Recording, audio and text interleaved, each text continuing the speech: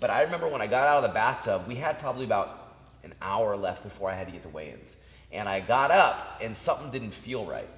And when I went to go step on the scale, I collapsed. I collapsed the floor in the bathroom, collapsed the floor.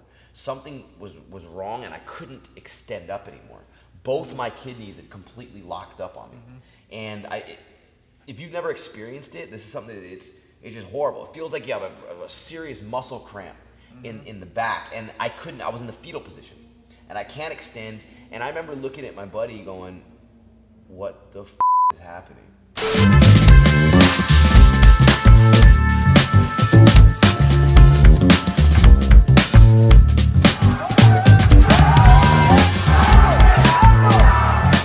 This is the Savage Hour Podcast. We take you inside the mind of fighters, athletes, and entrepreneurs. Don't miss an episode. Follow and subscribe.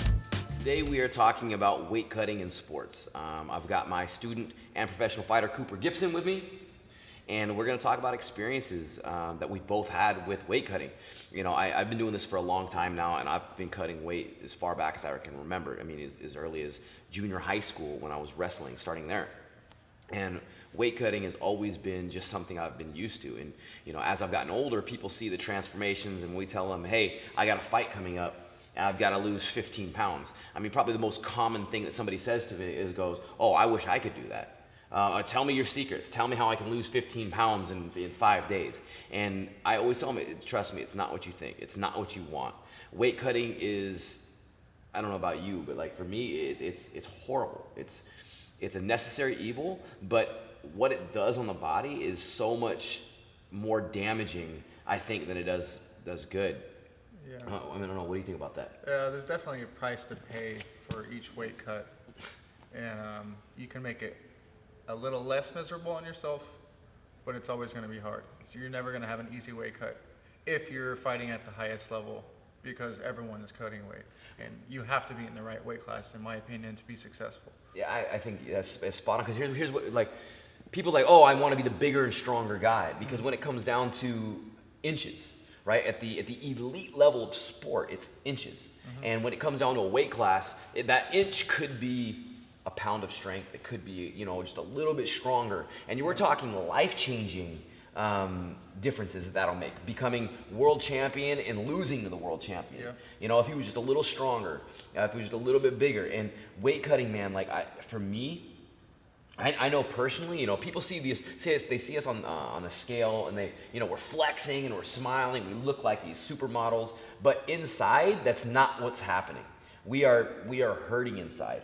And I know so many athletes that cut weight can attest to this, that when we're up there on that scale we're making weight literally for what, 2 minutes? Yeah. We had to cut weight, and then for these smaller shows, it's even harder because you have to cut weight all day long, and then you have to get to the arena to do the weigh-ins, then you have to meet with doctors, then you have to do these rules meeting, and then they have to do ticket sales. And so, I mean, you need to cut all this weight off. You're dehydrating yourself. You're really putting yourself through hell to step on a scale for 5 seconds, but the process of it is sometimes up to 3 hours, depending on how smooth things run.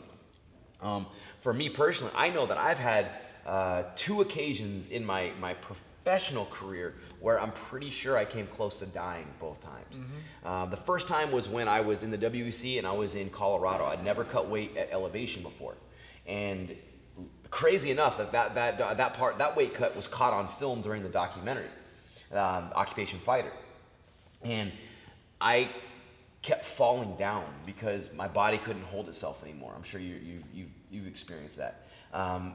I couldn't get words out of my mouth. I mean, I'm literally going from a body weight that was naturally 160 pounds.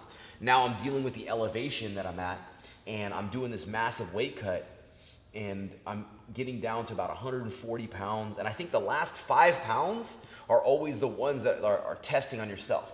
And then you get down to the last 2 pounds. The last 2 pounds from any weight cut that I've done have always been the ones that are like testing me because they want to stick. And these 2 occasions that I thought getting those 2 pounds off was killing me. In fact, one of these occasions, the next one I'll talk about, was real. I truly believe that I was close to dying, and that's why They've changed weight cutting in sports, at least with like wrestling. You know, they do hydration tests now. They're starting to implement this stuff into professional fighting now, that where you have to be hydrated depending on the state that you're in. But the battle that puts on you mentally and physically, it's agonizing. It's agonizing. I know this. That was the one occasion when I'm talking about when I was in Colorado, and I had to deal with the elevation. I think that was a big part of it, because I mean, I've done big weight cuts to 35s for a long time. The second time, which was I think the worst, was when I was doing the Combat Jiu-Jitsu Worlds the first time. Right. You know, when we fight, a lot of people see us making this weight. We talk about this, but we have 24 hours to recover, right? So we make the weight. A lot of us get IVs. We hydrate. We do all this stuff. We go eat. We can actually relax a little bit. But this time, for when I did Combat Jiu-Jitsu Worlds, I had to make 135 pounds the same day of the event. And that was something I'd never done before. So I was doing tons of running, tons of extra things just to keep my weight lower and lower and lower, because there was no way that I was going to be able to perform and then be able to cut the weight off. I had no idea how I was going to do it. So I got my weight as low as I could. I think I was walking around at probably 144 pounds. And I've never walked around that low before. I mean, I was skin and bones, just I was eating the bare minimum, but I was keeping the nutrition up, and I was running every day, making sure I was burning pretty much twice the calories that I was taking in. And then came the weight cut. And the weight cut that day was, I don't even understand what went wrong. Yeah. But I remember getting out of the bathtub. So I do weight cuts two different ways. I don't know how you do it. I do the sauna, and then I'll also do the bathtub. Same. And in the bathtub we can put Epsom salt. We can put we cover ourselves in Abilene. We're basically sucking all the water out of us without using the expenditure of energy. And I remember getting out of the bathtub, and I think the way I've broken it down is I can lose a pound to a pound and a quarter every 15 minutes with this system. So if you're using it this way, you can lose a pound to a pound and a quarter every 15 minutes. So I mathematically break it down. How many baths am I going to have to take? How many saunas am I going to have to go in? And for this one, I timed it out. Everything was perfectly timed out. I've done this a million times. I've just never done it like that before, same day. Yeah. And that's if your body agrees with you and lets you. Sometimes, it shuts down. It's like, I'm not letting you take any more water out of me. Yeah, but people don't even know what that means, right? Like, so when your body shuts down, it stops expelling water. Like, it knows something's wrong. And so even though you're trying to get the water out, you could be in a sauna, you could be in a bathtub, and your body just stops sweating because it needs to keep that water in for you to stay alive. Yeah. And actually, this is where I'm going with this. So I've seen that happen with athletes across the board. It's never happened to me. And even this time, I was still sweating. But I remember when I got out of the bathtub, we had probably about an hour left before I had to get to weigh-ins. And I got up, and something didn't feel right. And when I went to go step on the scale, I collapsed. I collapsed to the floor in the bathroom. Collapsed to the floor. Something was wrong, and I couldn't extend up anymore. Both my kidneys had completely locked up on me. And if you've never experienced it, this is something that it's just horrible. It feels like you have a serious muscle cramp in the back, and I was in the fetal position, and I can't extend. And I remember looking at my buddy going, what the fuck is happening? I can't get up. And when you've cut weight for so long, you can actually start feeling in your face and your body, like if you're close to that weight. And I knew I wasn't there. I knew I had probably was about a pound to a pound and a half off, because when I get to 135 pounds, my face is completely just weathered and sucked in. You know that feeling where the skin is just stuck to your bone? Yeah. And I wasn't there yet. And so I'm laying on the floor, and it's a weird dynamic what's going through my head, because I'm not even thinking about the damage, that the fact that my kidneys are shutting down on me. I'm thinking about like what's my weight? How am I going to get this weight off? We must have laid there for 30, 40 minutes trying to get up. Every time I'd get up, my kidneys would lock up on me. I'd fall back down, and I couldn't get up. I couldn't get anything going. And I knew, I was like, okay, I'm not on weight. There's no way I can go back in that bathtub, because this is something really wrong. I don't know what's wrong, but I know it's really wrong. Yeah. And so I think it was about 10 minutes left before I had to get to weigh-ins, and I started sucking on an ice cube. I sucked on an ice cube. I laid there for a little bit. My kidneys actually calmed down a little, and then I was able to get on the scale. Like picked myself up and I got on the scale, and I was actually a quarter pound away from weight. And so when I stepped, I was like, "Oh shit, I'm way closer than I thought I was." And I remember saying, "Get me dressed. Let's get the fuck to weigh-ins." Yeah. And so I was able to actually. It's weird how the mind and body works, because as soon as that happened, my instinct of just survival kicked in, I guess, and I got dressed and went straight to weigh-ins. I use this little trick that I suck on honey sticks, so I get sugar and glucose back into me, and so I suck on a sugar stick, and it kept me energized and able to actually keep face when I was at weigh-ins. I went to weigh-ins, went through the whole process, did all the signing stuff that I had to do, but I mean I was dying on the inside. Yeah. It was able to give me everything I needed to keep face, but I was completely dying on the inside. I knew I had an IV set up for me at my buddy's house. We went straight to his house to get an IV in. He had he had two nurses at his house, and I couldn't wait to get the IV in me because I was passing out. Like you know that where your body is just giving up on you. They couldn't get the IV in. My veins had been so dry. Yeah. They couldn't get the IV in. We had three needles. The first two completely blew the veins. They couldn't get it in. And the funny thing is that the nurses that we were using had never experienced a weight cut before. Yeah. So they were freaking out. They were like, I don't even know if we should be doing this. And on the third IV, they were able to get it in a vein, and I think I did 2 IV bags, where I laid on the kitchen table like this as the IV was going in me, because we had a limited amount of time too. I needed the IV to get in me. I needed to somehow get nutrients in me, and then be back at the venue in like 2 hours for fight check-in before we started this tournament. I was gonna have 3 fights that night. It was absolutely crazy, and I couldn't imagine having same-day weigh-ins and fighting at 45. No. I will never. I will never do it again. Yeah. I will never do it again. Now, somehow, like I actually ended up rehydrating, getting back together, and I had probably one of the best performances of my competitive career. I ended up becoming the combat jiu-jitsu world champion. I won the event. But truth is, if I wouldn't have won it, I don't believe it would have been worth it. Going through that pain, the struggle, what I was going through, it wouldn't have been worth it. And I know it sucks to say, but it's like, oh, well, maybe it would have led to something else. Maybe it would have. But what I put my body through, I'll never do that to my body again. Yeah. You only learn that the hard way, though, right? Yeah, I mean, I think that's kind of the lesson, right? It's like a double-edged sword, because if you don't go through those hardships and those struggles, you'll never learn better ways of doing it. That's my worst story. I don't know about you, but how has your experiences been? Two weight cuts kind of stick out for me. When I fought for Bellator, I had hard weight cut, never easy. It was after the weight. What do you walk around at? I walk around at 170. 170, and what do you fight at? I fight at 145. Okay, so you cut 25 pounds. Yeah, through the diet and the water weight. I do my best to get down to 160. Sometimes that happens, sometimes it doesn't. Depends how disciplined I've been and all that. With Bellator, I think I started my water cut at 62 the night before weigh-ins. Cut about 7-8 pounds at night, went to sleep, cut around 7-8 pounds or whatever I had left in the morning. Got the weight off, doing the baths at home. Weighed in, started rehydrating, doing your normal process, eating some fruit at first, just kind of open up the stomach, drinking your Pedialyte.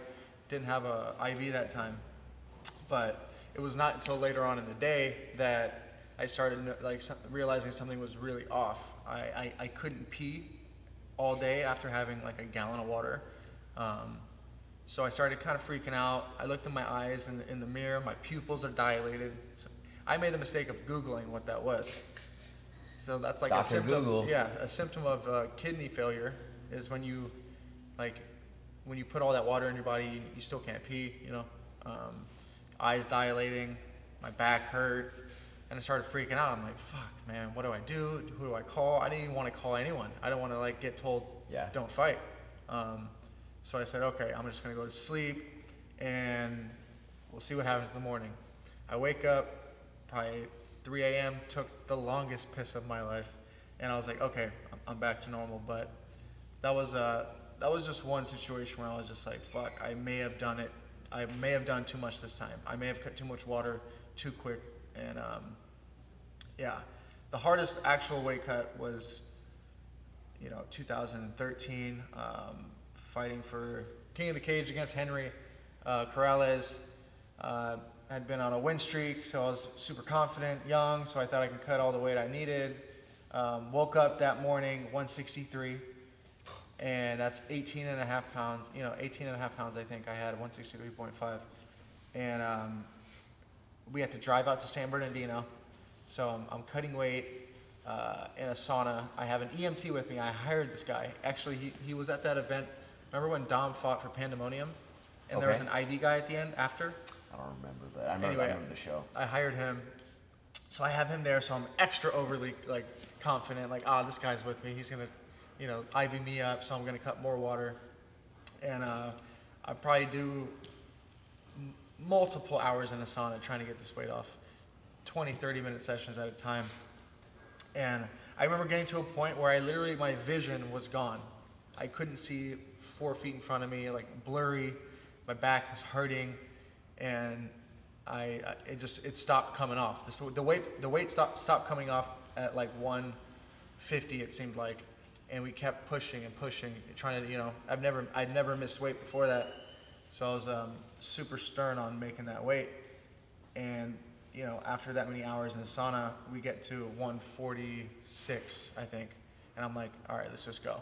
I'll float the rest. And I ended up weighing in at 145.4, and at that time, you didn't have a pound allowance. So I missed weight for the first time, and we're back in the car in the parking lot. He's got 2 IVs, one hooked up to the door, so it's going into me. And this is midsummer, right? And you know how hot it gets out in San Bernardino. I remember the room temperature IV starting to go into my body, and I'm shivering, like uncontrollably shivering, because my body is at such a shock. But yeah, man, that was not fun, and lesson learned though, Yeah, this weight cutting is just. I'm confident to say this, and I think a lot of people will back me on it, that when you do those kind of weight cuts, that takes time off your life. Yeah. There's just no way that event doesn't. I mean, you are literally killing your body. Yeah. You're sucking out everything from it, and and it sucks because I wish that in MMA it was like boxing, where you have more weight classes to where you don't have to kill yourself. Think about this. Yeah. In MMA, we've got some divisions that are 10 pounds away from each other, and some that are even bigger. You go from 170 to 185. There's a 15-pound disparity. In boxing, you've got weight classes every few pounds, and that way, there's more champions, and it does create some other problems. But most boxers don't cut that much weight. No. They go into the fight around their walking weight. So a lot of MMA guys, pound for pound, are much bigger than boxers. Yeah. But we're also killing ourselves with every weight cut. And I know for me, I know the fact that I'm retired from fighting MMA now, and one of the biggest things for me, I'm so thankful that I never have to make that weight again. That's really what it comes down to. If I were to say, hey, I'm gonna fight guys my size, hydrated, same thing at 145, maybe I would still be fighting. But the desire to get down to 135 pounds ever again, it's just not there for me. Yeah. And the pain that it's put me through, the bad recoveries that I've had. And here's the worst part. Most fighters gorge themselves after they cut the weight. You do all this to get your weight off, and then you're stuffing your face. And then I've been sick after weight cuts because I've ate too much and I'm vomiting, and there's just not enough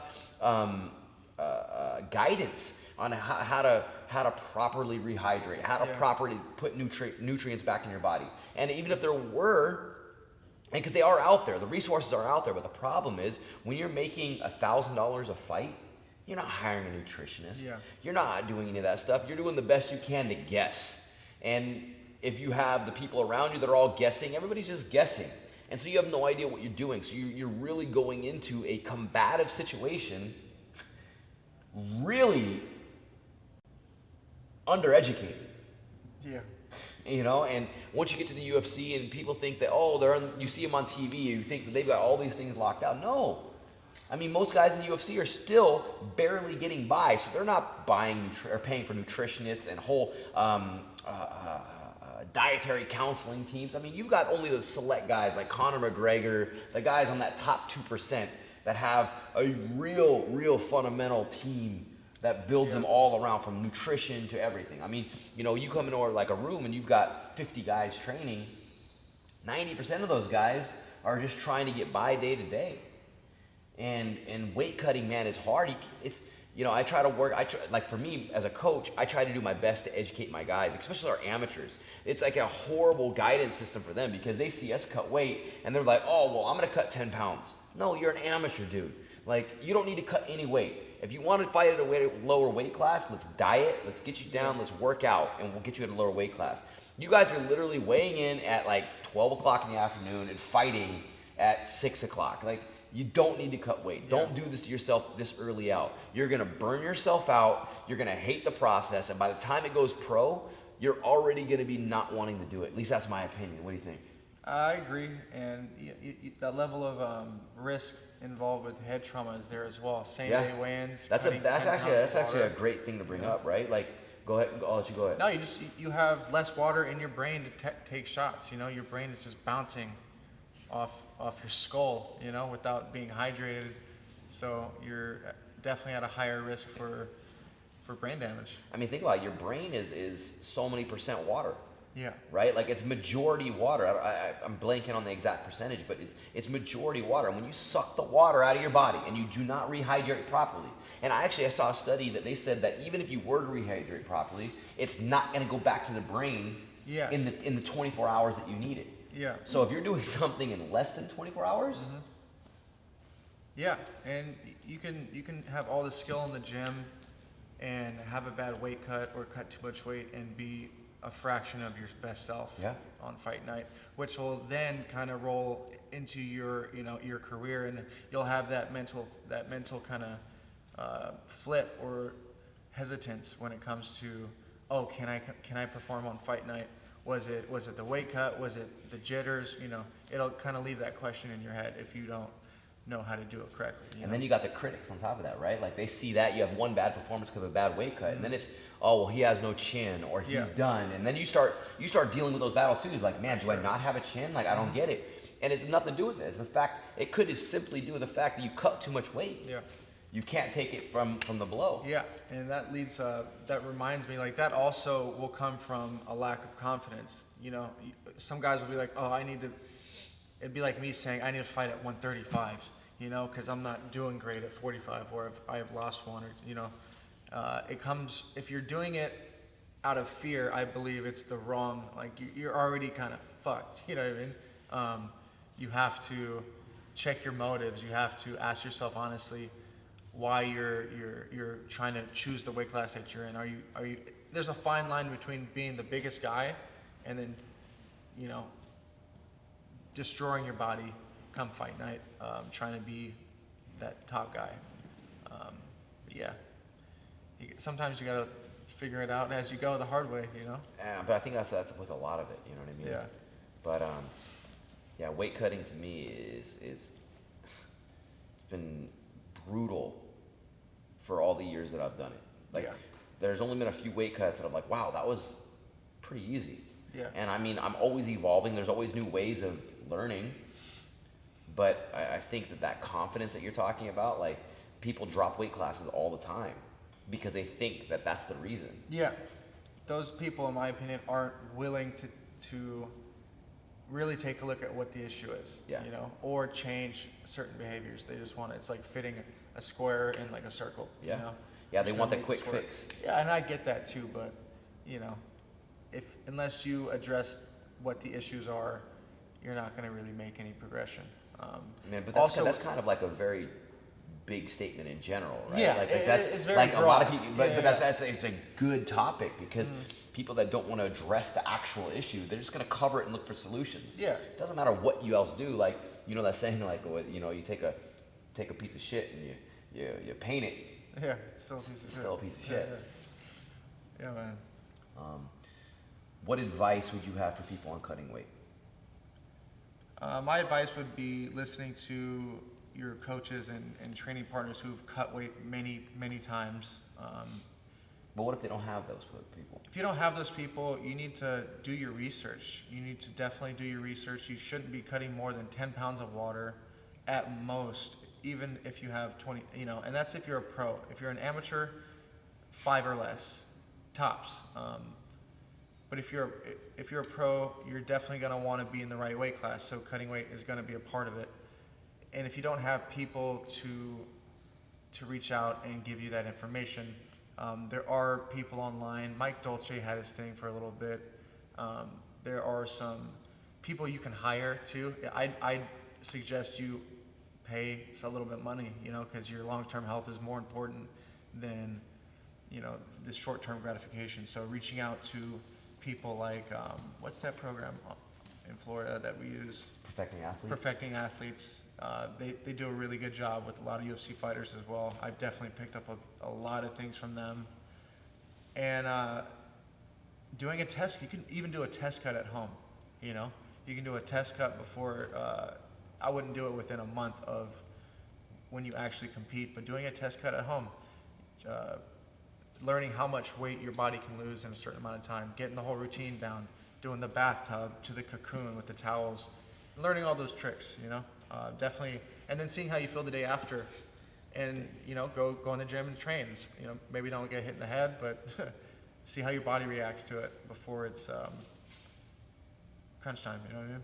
I think for me, a big thing is that if you guys do want to do something where it requires weight cutting, do the work.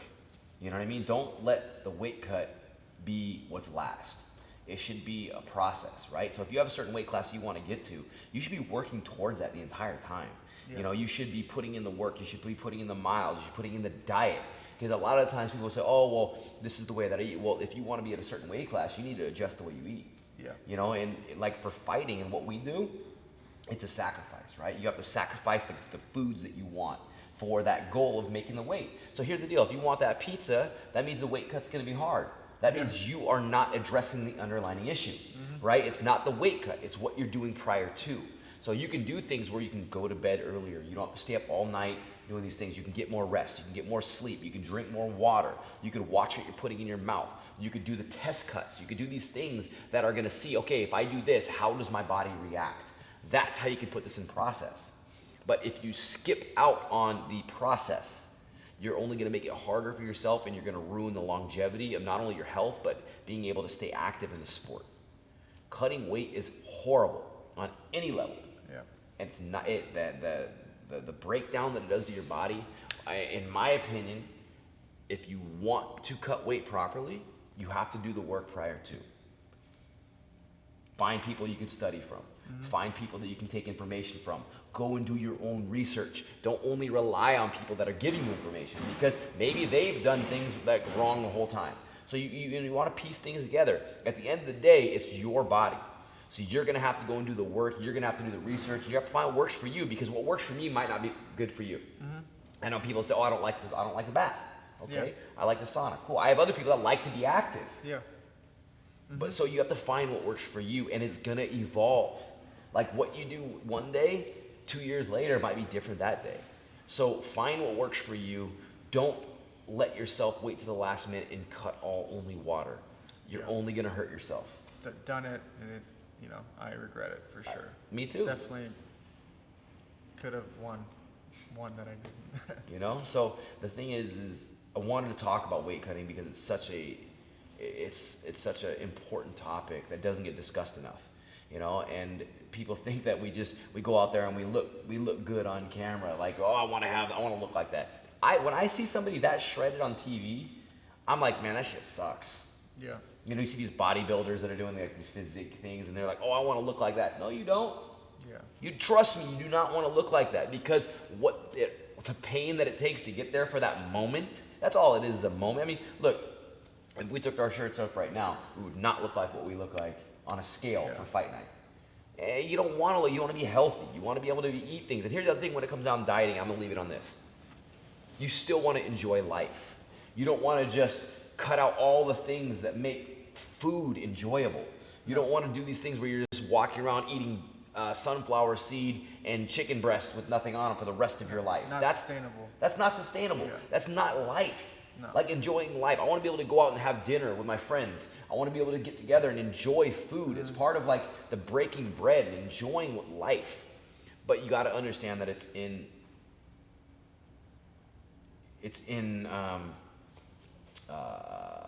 moderation.